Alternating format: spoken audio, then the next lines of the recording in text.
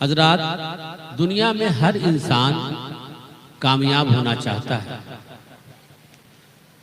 اور وہ بے وقوف ہی ہوگا جو کامیابی کو ناپسند کرتا ہو۔ تو ہر آدمی کامیاب ہونا چاہتا ہے اور کامیابی کے طریقے وہ جاننا چاہتا ہے، کامیابی کے نسخوں کو اپنانا چاہتا ہے۔ یہی وجہ ہے کہ اگر کسی کو اپنی سمجھ اور اپنے شعور کے لحاظ سے یہ سمجھ میں آتا ہے کہ کامیاب ٹیکسی ڈرائیوری میں ہے کامیابی، تو اب وہ ٹیکسی ڈرائیوری کی طرف چلا جاتا ہے۔ وہی سمجھتا ہے کہ اس زمانے میں انجینئر زیادہ کامیاب ہے تو وہ انجینئرنگ کی طرف چلا جاتا ہے۔ کوئی سمجھتا ہے کہ اس زمانے میں ڈاکٹر زیادہ کامیاب ہے تو وہ میڈیکل کی طرف چلا جاتا ہے، اور کامیابی کے لیے وہ اپنی طاقت بھر ضرور کوشش کرتا ہے۔ میرے پیارے بھائیوں اور دوستوں، یقینی طور پر وہ اپنانے کی کوشش کرتا ہے جو بتا دے، لیکن دنیا کے لوگوں نے جو بھی کامیابی کا معیار رکھا ہے وہ سب ناقص ہے۔ وجہ یہ ہے کہ انسان کی جو تعلیم ہے، جو انسان سے اس نے حاصل کیا ہے، تو خود اس کا علم جو ہے یقینی نہیں ہے، تو ظاہر سی بات ہے اس علم کی روشنی میں جو نسخہ دیا جائے وہ یقینی ہو نہیں سکتا۔ اسی وجہ سے کسی نے کہا کہ میں کامیاب ہونا چاہتا ہوں، اس کے لیے کیا کرنا ہوگا؟ تو ایک کامیاب شخص نے کہا کہ انجینئرنگ کر لو، ایک دم کامیاب ہو جاؤ گے۔ اس نے انجینئرنگ کر لی، اس کے بعد وہ نوکری کے لیے در در کی ٹھوکریں کھا رہا ہے اور اس کو 8,000 کا بھی جاب صحیح سے نہیں مل پا رہی ہے۔ تو میرے پیارے، وجہ کیا ہے؟ وجہ یہی ہے کہ جو نسخہ بتانے والا تھا کامیابی کا وہ انسان تھا، اور اس نے اپنے علم کی روشنی میں جو نسخہ دیا تھا وہ بھی ناقص تھا، کیونکہ خود اس کا علم ہی ناقص تھا اور ظنی تھا۔ اس لیے ہم کامیاب ہونا چاہتے ہیں تو کسی دنیا والے سے کیوں پوچھیں؟ ہم کامیاب ہونا چاہتے ہیں تو ہم رب کائنات سے پوچھیں کہ مولا کامیاب کون ہے؟ ہم کامیاب دنیا میں ہونا چاہتے ہیں تو کامیاب کون ہے؟ مولا کامیابی کا نسخہ کیا ہے؟ تو جب آپ اللہ تعالیٰ سے پوچھیں گے تو اللہ تعالیٰ فرمائے گا، بندہ کامیابی کا نسخہ تو میں نے قرآن کے اندر رکھ دیا ہے، اس نسخے کو اپنا لو، تم دنیا میں بھی کامیاب ہوگے اور آخرت میں بھی کامیاب ہوگے۔ جس کو قرآن نے کامیابی کی ضمانت دیتے ہوئے کہا، اولئک علی ھدی من ربہم واولئک ھم المفلحون، کہ یہی لوگ اپنے رب کی جانب سے ہدایت پر ہیں اور یہی لوگ کامیاب ہیں۔ یہی لوگ کامیاب ہیں۔ اب وہ لوگ کون ہیں؟ تو کہا جن لوگوں کو کامیاب قرآن کہہ رہا ہے اس کی پہچان یہ ہے، ان کی علامتیں یہ ہیں، یہ علامتیں تم اپنا لو تو تم بھی کامیاب ہو جاؤ گے۔ اور یہ علامت دنیا کی کسی کتاب سے نہیں دی جائے گی، یہ علامتیں دنیا کی کسی کتاب سے نہیں بتائی جائیں گی، یہ علامتیں قرآن سے بتائی جائیں گی، جن کی شان یہ ہے کہ خود قرآن کہتا ہے الف لام میم ذالک الکتاب لا ریب فیہ، کہ یہ وہ بلند رتبہ کتاب ہے جس میں شبہے کی بھی گنجائش نہیں ہے۔ میرے پیارے بھائیوں اور دوستوں، اب اسی قرآن سے ہم نسخہ لیتے ہیں کہ کامیاب کیسے ہو سکتے ہیں اور کامیاب ہیں کون؟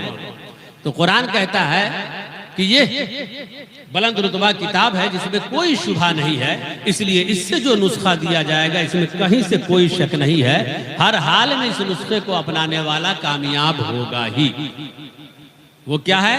تو کہا ھدی للمتقین، یہ قرآن ہدایت ہے متقیوں کے لیے، یہ قرآن کامیابی کے لیے رہنمائی کرتے ہوئے بتاتا ہے کہ کامیاب وہ لوگ ہیں جو متقی ہیں، کامیاب وہ لوگ ہیں جو متقی ہیں۔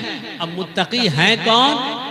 تو علامت بتائی، کہا یؤمنون بالغیب، کامیابی کا پہلا زینہ ہے۔ حقیقت میں کامیابی وہ سب سے پہلی تو یہی ہے کہ انسان مومن ہو جائے، یہ سب سے پہلی کامیابی ہے۔ تو کہا یؤمنون بالغیب کہ جو غیب پر ایمان لاتے ہیں، جو بے دیکھے ایمان لاتے ہیں۔ اور ایک تفسیر میں یہ کہا گیا کہ یہ بھی ہو سکتا ہے کہ یؤمنون بالغیب، اور اس غیب سے جو الف لام کے ساتھ ہے وہ مراد ہو علم غیب مصطفیٰ، تو پھر معنی یہ ہوگا کہ کامیابی کے لیے پہلی بنیاد یہ ہے کہ کامیاب وہی شخص ہے جو نبی کے علم غیب پر ایمان لاتا ہے، جو نبی کے علم غیب پر ایمان لاتے ہیں۔ تو کہا یؤمنون بالغیب، سب سے پہلے ضروری ہے کامیاب ہونے کے لیے کہ وہ غیب پر ایمان لاتا ہو، ایمان رکھتا ہو۔ میرے پیارے بھائیوں اور دوستوں، ایمان کس کو کہتے ہیں؟ کیونکہ ایمان جس کا ہوگا وہ کامیاب ہوگا، تو ضروری ہے کہ ہم یہ جانیں کہ ایمان کہتے کس کو ہیں۔ تو ایمان کی تعریف تو یہ کی گئی ہوا تصدیق ما جاء بہ النبی صلی اللہ تعالی علیہ وسلم، کہ حضور صلی اللہ تعالی علیہ وسلم جو لے کر کے آئے اس کی تصدیق کرنے کا نام ایمان ہے۔ اسی ایمان کے اظہار کے لیے جو کلمہ ہے وہ کلمہ ہے لا الہ الا اللہ محمد رسول اللہ، جس کا معنی ہوتا ہے اللہ کے علاوہ کوئی معبود نہیں اور محمد صلی اللہ تعالی علیہ وسلم اللہ کے رسول ہیں۔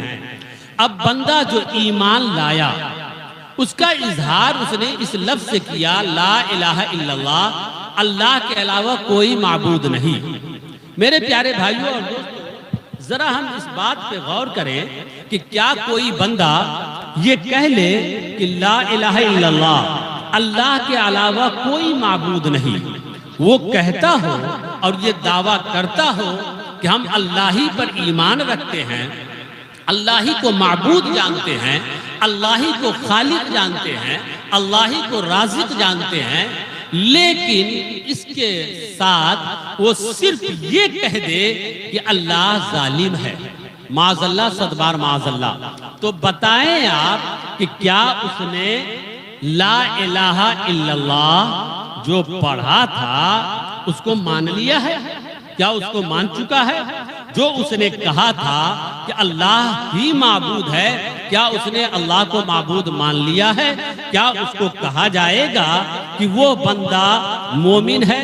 کیا کہا جائے گا کہ وہ بندہ موحد ہے؟ ہم سمجھتے ہیں کہ مومنوں میں کوئی بھی ایسا مومن نہیں ہوگا جو اللہ کو ظالم کہنے والے کو مومن مانتا ہو، اگرچہ لا الہ الا اللہ محمد رسول اللہ کا وہ دعویٰ کرتا ہو یا اللہ کے معبود ہونے کا دعویٰ کرتا ہو، اور صرف دعویٰ ہی نہیں بلکہ اللہ ہی کو سجدہ کرتا ہو، بلکہ وہ اتنا زیادہ پکا ہو اس معاملے میں کہ اللہ کے علاوہ کسی اور سے مانگتا تک نہیں ہو، لیکن وہ صرف کہہ دیا ہو کہ اللہ ظالم ہے، تو دنیا کا ہر مسلمان کہے گا کہ اس نے اللہ کو معبود مانا ہی نہیں۔ میرے پیارے، کیوں؟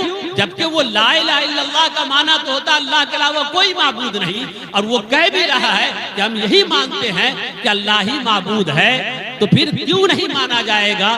جواب یہ ہوگا کہ چونکہ اس نے اللہ کو ظالم کہا، اللہ کو صفت ظلم سے متصف کیا، اور یہ اللہ کے شان کے خلاف ہے۔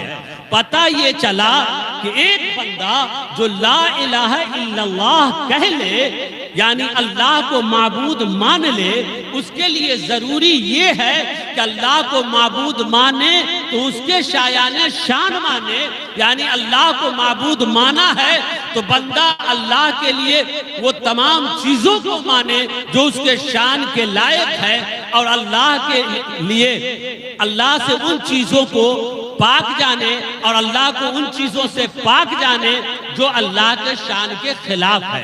اسی وجہ سے اگر کوئی بندہ اللہ کو معبود مانا تو اب اس کے لیے ضروری یہ بھی ہے کہ اللہ کو معبود مانا ہے تو اللہ کو ظلم سے پاک مانے، اللہ کو معبود مانا ہے تو اللہ کو ہر عیب سے پاک مانے، اللہ کو معبود مانا ہے تو اس قادر مطلق مانے، اللہ کو اگر معبود مانا ہے تو جسم و جسمانیات سے پاک جانے۔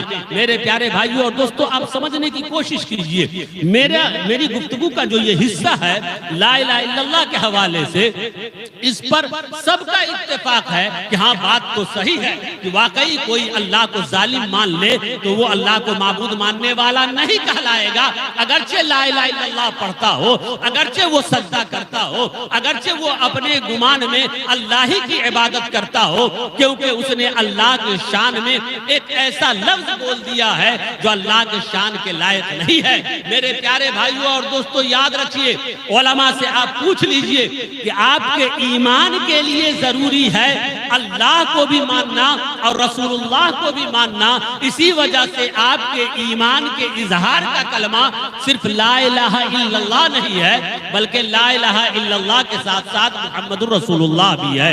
تو جیسے لا الہ الا اللہ پڑھنے والے کے لیے ضروری ہے کہ اللہ کو معبود مانا ہو تو اس کے شایان شان مانتے ہوئے اللہ کے لیے وہ تمام صفاتوں کو مانے جو اللہ کے شان کے لائق ہے، اور اللہ کو ان تمام چیزوں سے پاک جانے جو اللہ کے شان کے خلاف ہے، ان تمام عیب سے اللہ کو پاک جانے جو اللہ کے شان کے خلاف ہے۔ ٹھیک ایسے ہی ایک مومن بننے کے لیے محمد رسول اللہ کا کلمہ پڑھنا بھی ضروری ہے، اور جب محمد رسول اللہ یہ کلمہ پڑھا تو یہ ماننا بھی ضروری ہے کہ محمد صلی اللہ علیہ وسلم اللہ کے رسول ہیں، اور پھر رسول اللہ کو بھی ویسے ہی مانے جو ان کے شایان شان ہے، اور محمد رسول اللہ صلی اللہ تعالی علیہ وسلم کو بھی ان چیزوں سے پاک جانے اور ایسی چیزوں کو حضور صلی اللہ تعالی علیہ وسلم سے دور جانے جو حضور کے شان کے خلاف ہے۔ تو اب اگر کوئی بندہ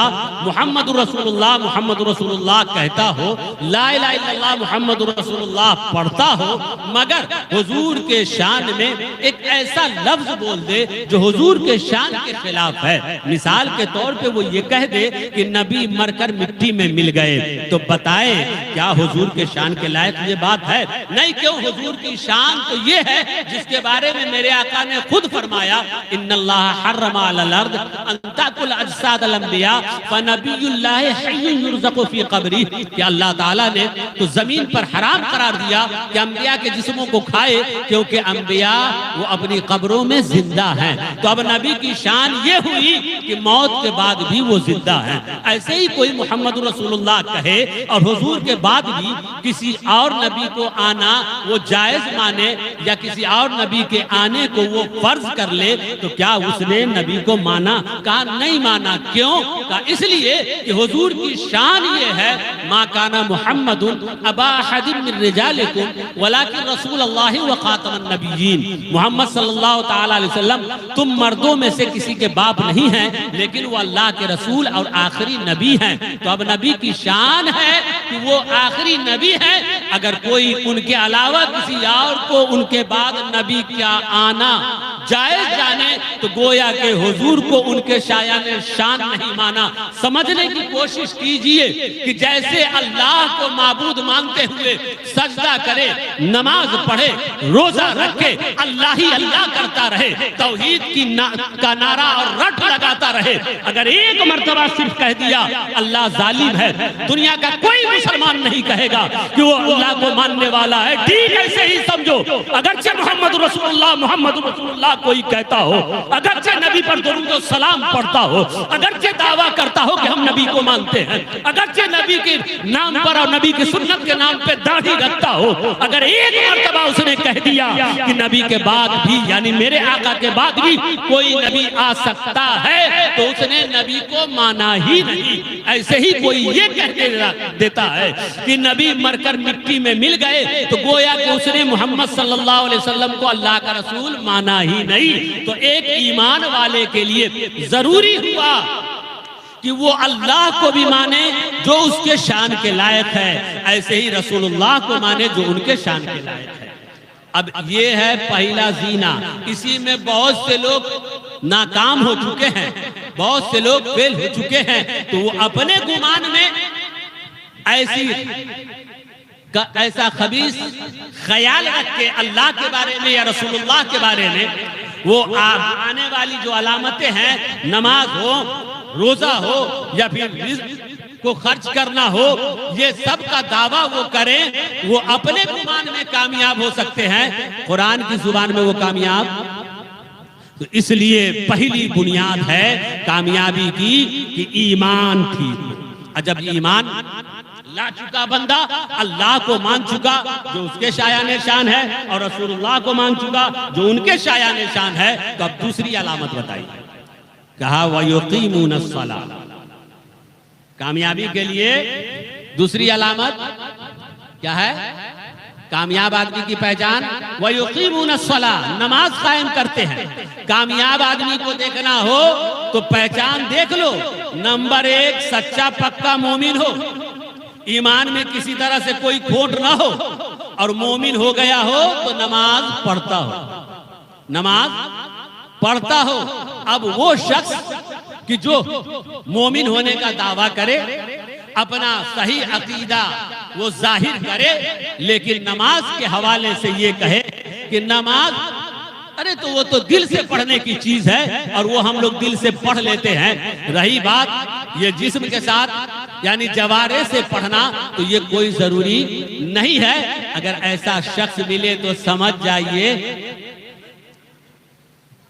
کہ وہ کامیاب نہیں ہے۔ کامیابی کے لیے یہ دوسری علامت ہے۔ لہذا نماز چھوڑ کر کے وہ اگر قرآن کی روشنی میں کامیاب ہونے کا دعویٰ کرتا ہے تو وہ خود جھوٹا ہے، اور جو ایسے لوگوں کے پیچھے چل کر سمجھتے ہیں کہ ہم کامیاب ہو جائیں گے، وہ دھوکے میں، ایسے لوگوں کے پیچھے چل کر سوچتے ہیں کہ ہم کامیاب ہو جائیں گے، وہ دھوکے میں ہیں۔ کامیاب وہ شخص ہے جو ایمان بھی رکھتا ہو صحیح، اور ساتھ میں نماز بھی پڑھتا ہو، نماز بھی قائم کرتا ہو۔ تو میرے پیارے بھائیوں اور دوستوں، ذرا غور کیجئے، ایک بندے کے کامیاب ہونے کے لیے یہ دو علامتیں جو پہلی بنیاد ہیں، وہ یہ دو ہیں، مومن ہونا، اور مومن ہونے کے ساتھ ہی بولیے نماز پڑھنا۔ مومن ہونے، آواز گئی کیا؟ مومن ہونے کے ساتھ ہی نماز پڑھنا۔ اب ذرا یہاں پہ غور کر لیجئے کہ قرآن میں نماز کا حکم کن کو دیا گیا؟ آپ پورا قرآن اٹھائیے اور پڑھیے، کہیں بھی ناس کہہ کے، یعنی ناس انسان کو خطاب کر کے نماز کے لیے نہیں کہا گیا، روزے کے لیے نہیں کہا گیا،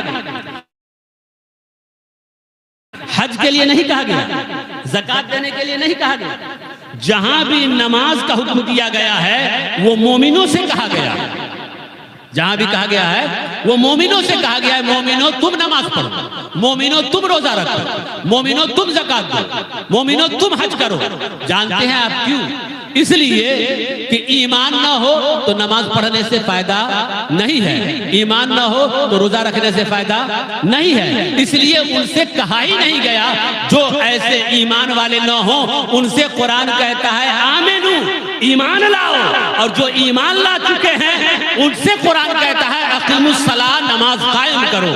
پتہ یہ چلا کہ میرے پیارے، وہ لوگ کہ جن کے عقائد اچھے نہ ہوں، وہ لوگ جو ایمان ہی نہ لائے ہوں، وہ لوگ جو اپنی بدعقیدگی کی وجہ سے ایمان کے حقدار نہ ہوں، ان سے تو مطالبہ ہے کہ عقیدہ درست کر لو، ان سے مطالبہ ہے ایمان لے آؤ، اور جو ایمان لا چکے ہیں ان سے مطالبہ ہے کہ نماز قائم کرو۔ لیکن افسوس کے ساتھ یہ کہنا پڑتا ہے ساری جماعت کے اکثر لوگوں کو کہ جن سے مطالبہ ہے کہ نماز قائم کرو، جن سے مطالبہ ہے نماز پڑھو، وہ تو نماز سے دور ہو گئے، اور جن سے مطالبہ ہے کہ ایمان صحیح کرو، جن سے مطالبہ ہے عقیدہ صحیح کرو، جن سے مطالبہ ہے ایمان تو ٹھیک سے لے آؤ، وہ مسجدوں کو بھر رہے ہیں، وہ مسجدوں میں جا رہے ہیں، وہ نمازیں پڑھ رہے ہیں۔ یہی وجہ ہے کہ ایمان جن کا سلامت ہے نماز سے دور ہوئے تو مسجد ان کے ہاتھ سے نکل کر ان کے پاس چلی گئی،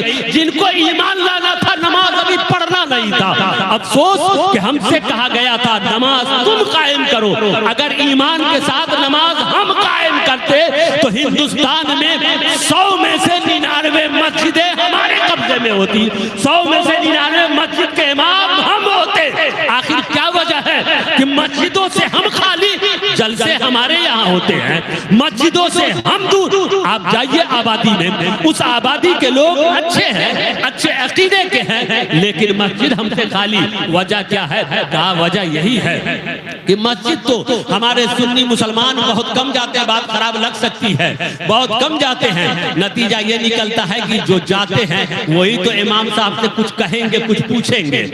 نتیجہ کیا نکلتا ہے کہ جو جا رہے ہیں وہ اسی مزاج کے، اسی خیال کے ہیں۔ اس لیے کل امام اپنے مزاج اور اپنے خیال کا لے آئے، نتیجتاً 2 سے 3 آدمی ہے، امام صاحب دوسرے ہیں۔ اب پورے گاؤں کو گردان دیا جاتا ہے کہ گئے کام سے، اس لیے اب وہاں نہیں جانا ہے۔ کہا کیوں نہیں جانا ہے؟ کہا گڑبڑ ہو گئے ہیں۔ میرے پیارے بھائیوں اور دوستوں بتائیں، اگر گڑبڑی آئی تھی تو وجہ کیا ہے؟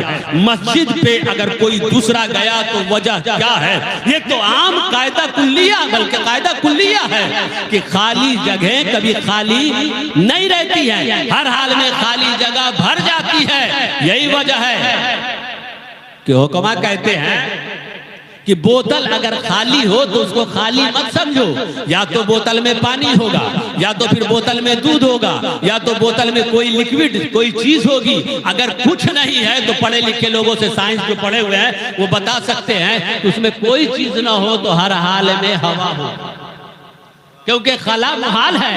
تو اب ذرا سوچئے، بوتل خالی نہیں رہ سکتی۔ اگر آپ نے دودھ سے خالی رکھا تو اس میں شراب بھرے گی، اگر آپ نے اس سے بھی خالی رکھا تو کم از کم ہوا بھر جائے گی۔ اے میرے پیارے ذرا سوچئے، یہ چھوٹی سی بوتل خالی نہ رہے اور مسجد کو خالی چھوڑیں گے تو کوئی نہ کوئی تو بھر ہی دے گا، کوئی نہ کوئی بھر ہی دے گا۔ اس لیے مسجدوں کو آباد کیجئے۔ کامیاب ہونے کی علامت ہے یہ کہ ایمان بھی ہو اور ایمان کے ساتھ ساتھ نماز قائم کرتے ہیں۔ یؤمنون بالغیب ویقیمون الصلاۃ، یہ 2 پہچان۔ اب ہم کو غور کرنا ہے کہ اگر ہم کامیاب نہیں ہیں، اگر ہم ذلیل و رسوا ہو رہے ہیں، تو ہم دیکھیں گے کہ قرآن نے جن کو کامیاب کہا ہے وہ خوبی ہمارے اندر ہے کہ نہیں، وہ علامتیں ہمارے اندر ہیں کہ نہیں۔ اگر وہ علامتیں ہمارے اندر نہیں ہیں تو ناکامی کا رونا کیسا ہے؟ نہیں، ناکامی کا رونا کیسا؟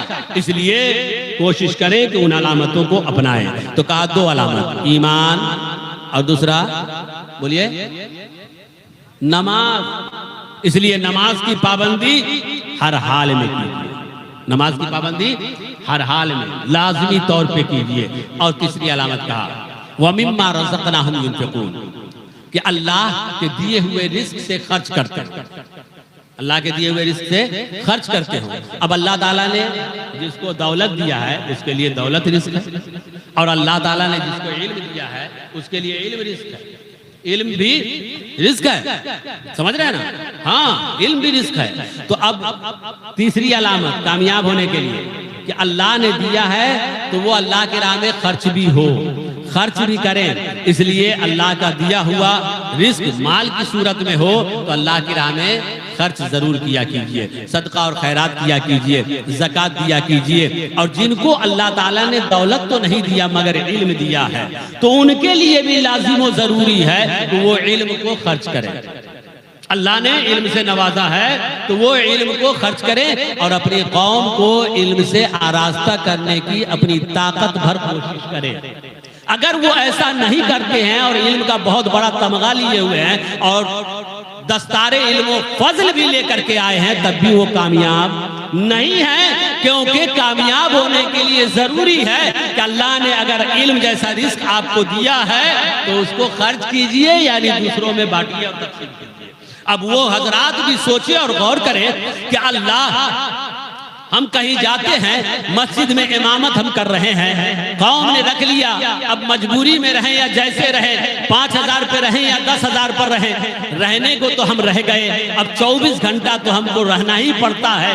چلو 24 گھنٹہ جب ہم رہ رہے ہیں تو اس وقت کو ضائع کیوں کریں؟ اسی وقت میں کچھ اللہ کی رضا کے لیے کام کر لیں، اپنی آخرت کو سنوارنے کے لیے کام کر لیں کہ ہم نے قرآن کی تعلیم حاصل کی ہے، قوم کے بچوں کو قرآن قرآن کی تعلیم دے دیں. ہم نے دین کی تعلیم حاصل کی ہے, قوم کے بچوں کو دین کی تعلیم دے دیں, کیونکہ یہ 24 گھنٹہ کا وقت سو کر بھی گزاریں گے تب بھی گزر جائے گا, اور اس 24 گھنٹہ میں سے جو ہمارے پاس وقت بچتا ہے بچوں کو پڑھا کر گزاریں گے تب بھی گزر جائے گا. تو بہتر یہ ہے کہ کامیاب ہونا چاہتے ہیں تو اللہ نے جو علم دیا ہے اس کو ہم بانٹیں اور اس کو تقسیم کریں. اگر یہ ہمارے اندر احساس, ہم جیسے مولویوں کے اندر احساس ہو جائے کہ ہم کو جب وقت دینا ہی ہے تو کیوں نہیں بچوں پر دیں, تو پھر ہم یہ رونا نہیں روئیں گے کہ ہماری آبادی میں قرآن پڑھنے والے بچے نہیں ملتے. نتیجتاً کوئی انتقال کر جائے تو قرآن خوانی کے لیے مدرسوں ہی کی طرف رجوع کرنا پڑتا ہے. تو یہ کوشش کرنی ہوگی اللہ کے لیے. اور آج جو حالات ہیں اس پرفتن دور میں اگر اس پر غور نہ کیا گیا اور اس پر توجہ نہ دی گئی کہ ہر مسجد کے ساتھ مکتب قائم کر کے مکتب کی تعلیم کو اس معیار تک اگر پہنچانے کی کوشش نہ کی گئی کہ اس مکتب سے پڑھنے والا بچہ ہو یا بچی وہ قرآن بھی صحیح پڑھنا جان لے, وہ نماز کا طریقہ بھی سیکھ لے, اور وہ بنیادی طور پہ انوار شریعت اور قانون شریعت یا بہشتی زیور پڑھ لے اور سمجھ لے, تو یقین جانیے آنے والا وقت اور خطرناک ہوگا. یقین جانیے ابھی 1 2 4 کیسے سنتے ہیں, وہ وقت ایسا آئے گا کہ آپ کہیں گے کہ کان پک چکا ہے. اس لیے آج غور کر لینا ہوگا ہم سب کو, اور عوام سے بھی کہوں گا, میں گزارش کروں گا کہ اپنے مذہب کی محبت میں, اپنے مسلک کی محبت میں اپنے امام کی عزت کیجئے, ان کو خاطر خواہ دیجئے اور ان سے کام لیجئے. یوں خاطر خواہ دیجئے کہ ان کی تمام ضرورتیں جو واقعی ضرورت ہے وہ پوری ہو جائے, بال بچوں کی ضرورت پوری ہو اور وہ فارغ ہو. ان سے آپ کہیے اگر اللہ کی رضا چاہتے ہیں, اگر خوف الہی ہے تو یہ آپ اپنے امام سے ہاتھ جوڑ کے کہیے کہ حضرت آپ کے بال بچوں کی کفالت کی ذمہ داری ہمارے اوپر ہے, ہمارے بچوں کے دینی تعلیم کی کفالت یہ آپ کے ذمہ ہے. آپ اپنے بال بچوں کے کپڑے لتے کھانے پینے کی فکر آپ نہ کریں, یہ ہم سب مل کر کے گاؤں کے لوگ, محلہ کے لوگ, کمیٹی کے لوگ اس کو پورا کریں گے. ہمارے بچے قرآن کے قاری کیسے ہوں گے, ہماری بچیاں نمازی کیسے ہوں گی, یہ ذمہ داری آپ لے لیجئے. میرے پیارے, اگر یہ فکر ہوگی ہماری تو انشاءاللہ ہماری آبادی میں ہمارے بچے قرآن پڑھنے والے بھی ہوں گے اور نمازی بھی ہوں گے. یہ ایک حقیقت ہے. بہت سے بوڑھے لوگ ہیں, 10 منٹ لے لے, 5 منٹ لے لیتا ہوں, بہت سے بوڑھے لوگ ہیں جو کوئی کام کے لائق نہیں رہ گئے, مگر وہ مسجد کے لیے مولانا منصور صاحب نے کہا نماز پڑھنے آیا کیجئے گا. مولانا سلطان صاحب نے کہا, علامہ قمر الزمان جیسی شخصیت نے کہا کہ آپ بوڑھے ضعیف ہو چکے ہیں, آئیے مسجد آیا کیجئے, نماز پڑھا کیجئے. ان کے کہنے پر ایک دن آیا, دوسرے دن غائب, 2 دن 4 دن آیا, 5ویں دن سے غائب. جانتے ہیں اس کی اصل وجہ کیا ہے؟ اس کی وجہ یہ ہے کہ اس کے قریب جائیے اور پوچھئے کہ 5 دن آپ پڑھے اور چھوڑ کیوں دیے. وہ شاید آپ کو نہ بتائے, مگر بہت راز سے پوچھئے گا تو کہے گا حضرت اٹھا بیٹھی بنا لذت کے کب تک کریں, اٹھ بیٹھ بغیر لذت کے کب تک کریں. نماز پڑھنے جا رہے ہیں تو ہم کو تو معلوم ہی نہیں کہ کیا پڑھنا ہے, تو کیا لذت میں, کیا شوق پیدا ہو. نتیجہ یہ نکلتا ہے کہ بوڑھے ہو جاتے ہیں, اس کے باوجود چوک پر وقت دیں گے, دیگر میٹنگ پنچایت میں دیکھیے حاضر ہوں گے, مسجد نہیں جا پائیں گے.